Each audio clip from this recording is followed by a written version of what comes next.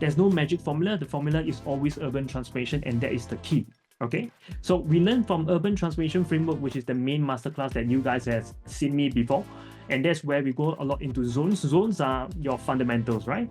And with that, this is areas where the government are investing in, and this is over a horizon of 10 to even 15 years as well, and it's always unveiled on the master plan every 5 years. And the next one is coming through to us in year 2025, so you definitely want to look out for that, closing towards the National Day rally.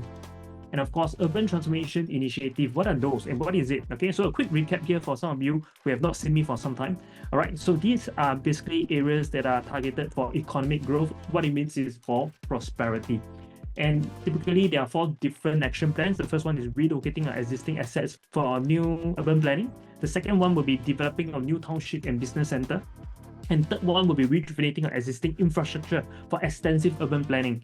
And of course, the fourth one would be revitalizing existing heritage and recreational spaces as well.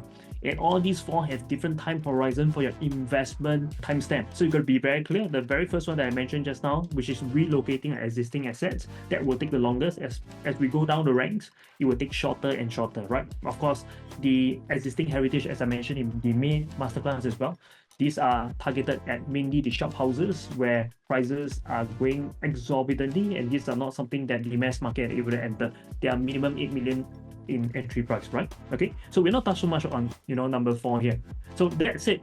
The new urban transformation, new township that we have also identified is the Lentor Township, given what has happened over Lentor in year 2023. After the first launch that happened called Lentor Modern, we see altogether 6 launches that happens here already. So that's it. There's one more, which is unveiling in October 2024, and that's under the Lentor Garden land parcel. So this is how the Lentor Hill, which is the last few that was launched, and everything we need to do, we invest in, we need to know when is the exit strategy, right? I'm not going to cover so much on this particular exit strategy, but this is to give you a concept of high level that when you buy, you need to have an exit in mind. That's what it is. And of course, the last township was Lentor. So given the newly identified UT zones, we see Springleaf as the next township, which is just 1 train station down from Lentor. Okay, so we saw that there are basically in the master plan, this is how it looks like if you were to supersede it in a master plan basis. All right, so there are 2 plots that were up, okay, that were parcel A and parcel B.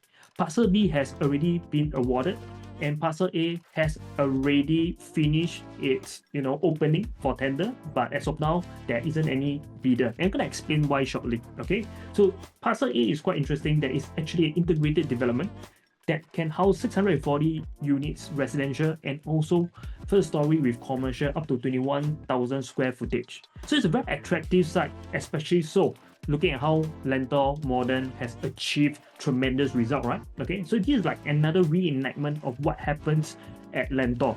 But why did it not receive bids, right? So first thing, we look at the Mukim numbers here. So these are different numbers called the Mukim number, and this Mukim number literally shows different land parcel available.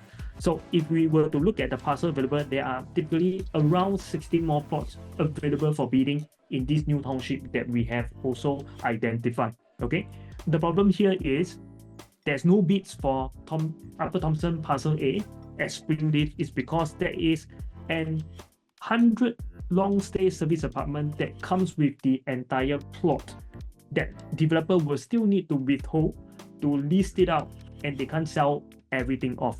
So that said, the 640 residential unit were then left with only 540 units for sale, and 100 will be used for hospitality.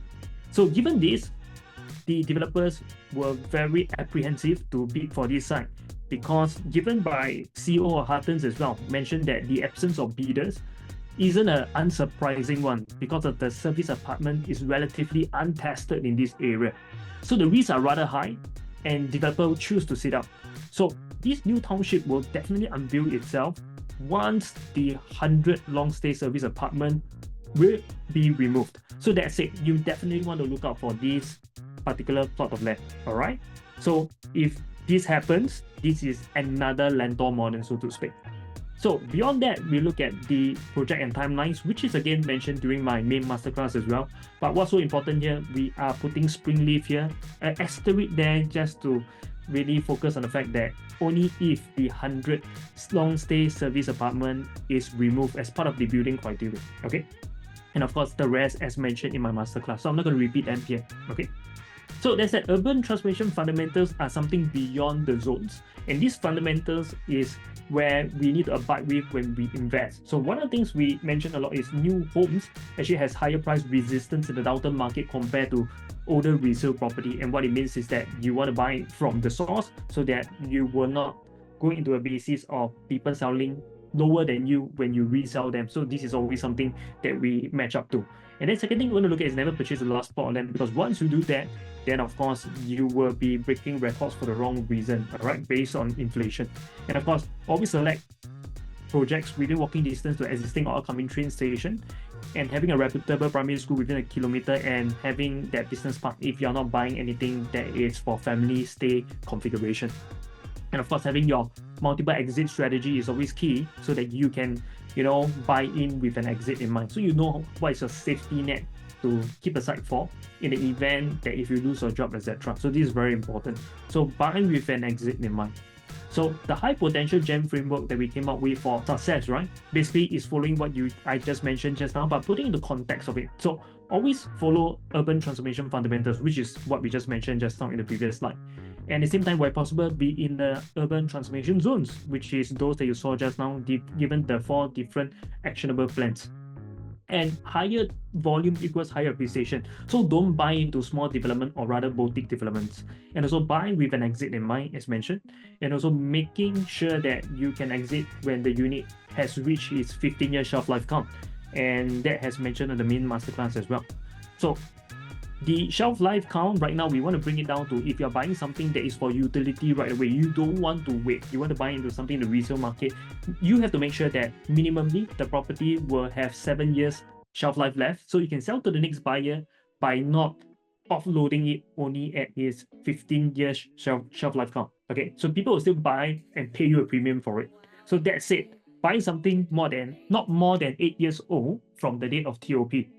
So second, never purchase anything less than 280 units, because you want something with high transaction volume, because that's what gives you your price appreciation. So anything that below 280 units development size, you may want to be careful, because property price is always negotiated based on the recent transaction. So if it's a small development, the last transaction may be more than a year ago, and that's how bank does straight line valuation to value your property. And of course, there may be a gap between what you're asking for and what the consumers are getting from the indicative bank valuation. So that's very important. And of course, within urban transformation zones where possible, and of course the fundamentals that you learned just now. And over here, we want to share with you that exit strategy is key, because you buy without an exit, you do not know when you need the money how you're gonna have it out. And more often than not, people sell only because they heard their neighbors that sell for X amount, and hence they do so, or rather when they need money, right? Okay, so beyond that, it's very important that we learn this is the basic. Okay.